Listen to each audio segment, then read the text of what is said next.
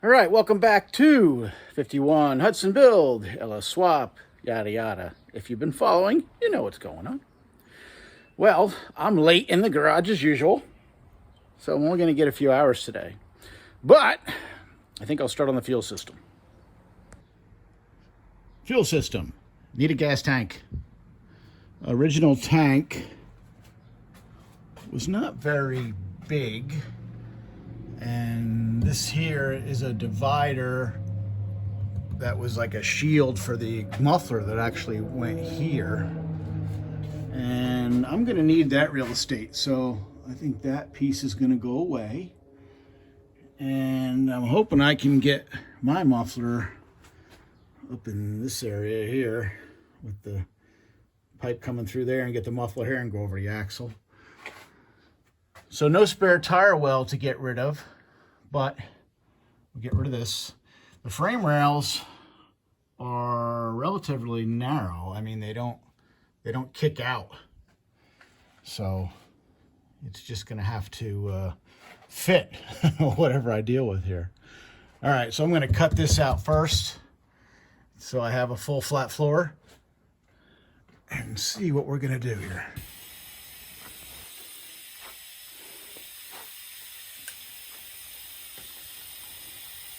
I can't see.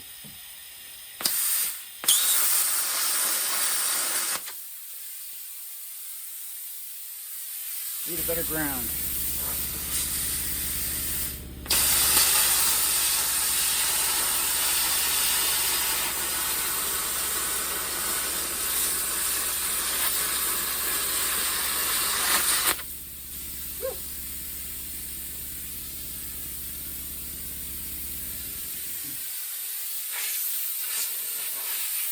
Gotta love blowing through old undercoating and whatever else this is.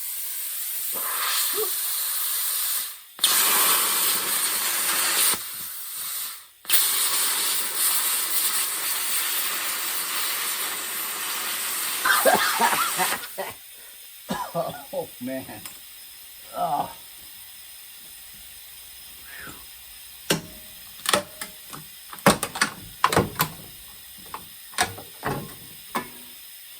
Ugh, old undercoating. Horrible.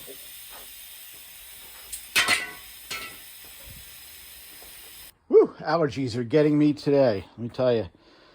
Well, got the piece blown out of there. And I'm going to see if I can fit in my go-to tank for passenger cars with the side filler. This is a wagon tank, 91, I think, all the way to 96. Caprice wagon, Roadmaster wagon, the B bodies. And they work good. They're pretty shallow as far as depth, so they tuck up good. But you do have to cut your trunk floor for them because they have the section in the center that's raised.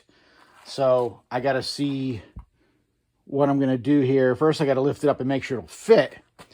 And then you got to make drop down pieces to fit into those spots. So that'll lower the tank down a little bit, but I don't think enough to not have to cut the trunk. Not sure. It depends how much room I got. I might be able to make, if I have enough clearance, have it so that I don't have to cut the trunk at all, but that has never happened yet. So we'll see what it looks like. All right, I got distracted again. Not much is going to get done today, but it is what it is. The wagon tank is going to work. It's going to work. It's tight. You can see I'm probably a ½ inch to my grease fittings.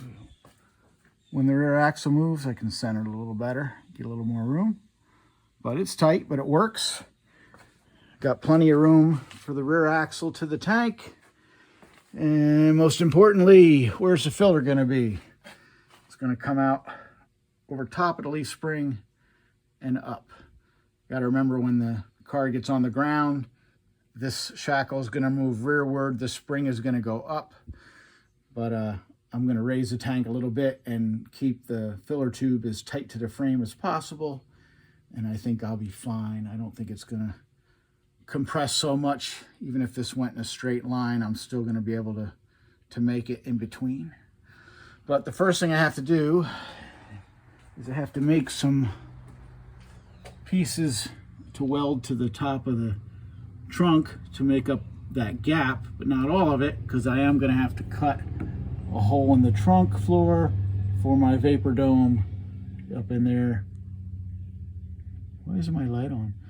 To go into the trunk. There's the light. There's the vapor dome up on the top of the tank. So I'm going to have to cut a hole in the trunk for that to rise up. And then I'll make pieces to fill the gap there. And I think it's going to work out pretty good. So at least what I got laying around first. And start working on these support pieces. We got a hole in the trunk. It actually looks like I didn't need it, but I did. The nuts were hitting the bottom of the trunk pan, and when I cut it, it actually bowed up a little bit, which kind of made more room. So I'm going to get the braces underneath, welded in permanently to the car, strap the tank in, just make sure this still looks okay as far as position, and yeah, keep moving forward with it. All right, welcome back to 51 Hudson build. It is day 21. So today, my goal is to get the fuel system done. Maybe not all today, but to get that done over the next couple days. And just get one more thing checked off the list. Again, low buck. Showed you the gas tank I'm using. It'll be like a 90, at least a 94 to 96 Caprice wagon or Roadmaster wagon. I think they may have used the plastic tank all the way back to like 91. I just haven't confirmed it. The ones I have are left over from LT1 swaps, so they're all 94 to 96. But that's neither here nor there. Got to get it installed. So I'm in the middle of doing some welding here, and basically I'm just welding some I guess they're about 1 5/8 tube steel pieces up there to support the gas tank on either side. And I cut the hole in the trunk, as you saw, which as I mock this up, I may not need the hole, so I may be filling that back in. So I'm going to weld some studs on the back of the square tube to hold the straps, and then mock up the tank and see what it looks like. And the tank is mocked up. I welded some plates on the back of those tubes with 3/8 studs. Seam sealed the snot out of the tubing I put in there. Probably went overboard. Made a hole I got to fix there. Put the sending unit in the tank. And here's where my fuel lines and my vent line will come out, which is good. My filler is good. Below the frame rail, that'll come out and curve over and then go up into the trunk like factory. And then my vent line for the fill is here, and that'll follow along. Relocated the original bolts for the original straps and used those, and they work out great. Here's my wiring for the electric fuel pump. Now, I bought a brand new sanding unit for this, and it actually came with a fuel pump. Now, this is an LT1 tank, an LT1 fuel sanding unit, and an LT1 pump. And I guess I'm going to see if it's good enough to run an LS, because the LTs run around 45 pounds, and the LS says 58. So we'll see if that's going to work. The other thing is, I'm so close up there, I don't think I need the hole in the trunk floor. It's close. I can't really see what I'm looking at with this, but it's close, but close enough where I think I can space the tank down a little bit. I'm using some plastic material as like anti-skid, or what do you want to say, a cushion between the metal and the plastic tank. I think if I add a couple more layers of that, which won't hurt anything, I can get the tank low enough that I don't even need the hole, and I can just fill it in. So I think I'm going to stack up some of that stuff now and fill in the hole. And I am done underneath. What'd I do? Filled in the hole in the center there. That's done. Filled in the old holes where the old bolts were for the straps. What else? I guess that's about it. And just sprayed some black paint on some of the bare metal so it doesn't rust. And I think it's time to put the tank in, which is over here. I put a couple more layers of that plastic on there. It's like a plastic cardboard.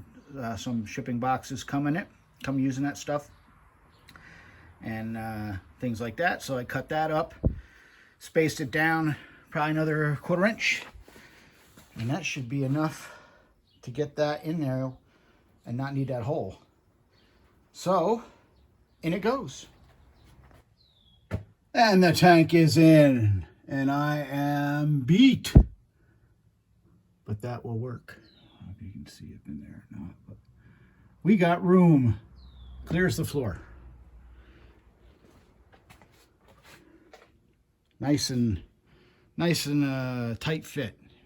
It's not going to be visible at all. Other thing I like about these tanks, they're black. They hide. And original Hudson straps, I just used a double nut so I can tighten it up without crushing it too bad. Sucked it up. Got my wires here that just tucked up for now for the fuel pump. And that is it. I'm calling it a day. I was going to hopefully get the filler done today too, but you know what? It's like 90 plus degrees and I'm wiped out. I'm tired. I'm an old guy. Getting old anyway. So anyway, this is done. And yeah, I think tomorrow will be fuel lines. And hopefully, if I have time, I'll get the filler neck done too.